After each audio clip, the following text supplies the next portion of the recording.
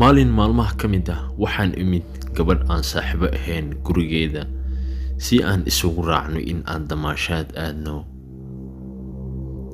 gabadha saaxiibtay ayaa markaas waxay macslaamsay hooyadeed, anigana aad iyo aad ayaan u faraxsanaa sababtoo ah waxaan aadaynaa dalxiis. laakiin xilliga ayaa ahaa xilli roobaad ahaa, cirkuu dhan wuxuu u muuqday madmadow far badan. annagoo faraxsan ayaan isoo raacnay. intaan sii soconay ayaan waxaynu aragnay guri weyn oo qadiimi ah. aniga waan ka baqi jiray waxyaabaha qaar markaan arko, laakiin wuxuu ila muuqday guri aan lagu nooleen. gabadha saaxiibtay ayaa waxaan ku dhahay, maynu gali karnaa halkan, laakiin meeshu waa mugdi. si dhaqsi leh ayay waxay ugu tiri, aniga ayaa toosh wada, waxba ha ka cabsanin, laakiin waan fiirinaynaa. anigana waxaan ku dhahay hayno kaxay.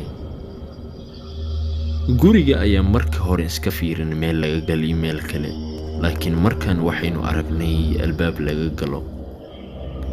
ilaahay waxaan ka baryay in meesha ay bahal naga soo bixin, laakiin waxaynu aragnay waxyaabo badan aan arki jirin markii aan bannaanka joognay. waxaan maqlaynay xilliyada qaar socod aanan garan karin. mar waliba waxaan iska fiirfiirinaynay geesaha, oo waxaa ku dhegnaa sawiro qadiimi ah. waxaynu iska fiirinaynay gidaarada guriga, waxaa ku dhegnaa sawiro qaar laga baqo.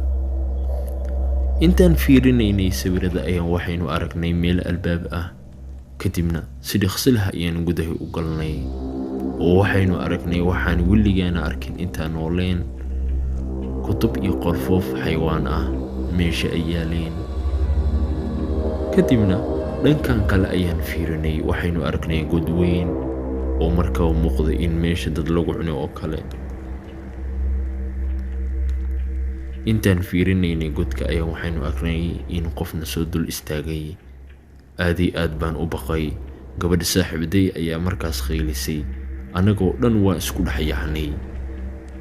ilaahay waxaan niyadda ka baryay in uu naga badbaadiyo waxaan. wuxuu ahaa waxaan weligaana arkin, waxa uu moodaa in shaydaan oo kale ahaa.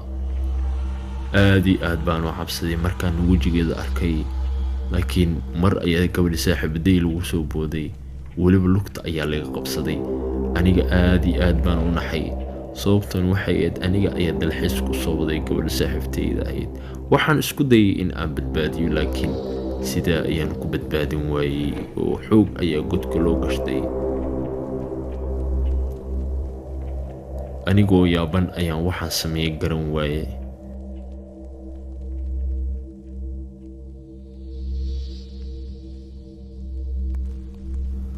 si dhaqsi leh ayaan guri isaga soo cararay.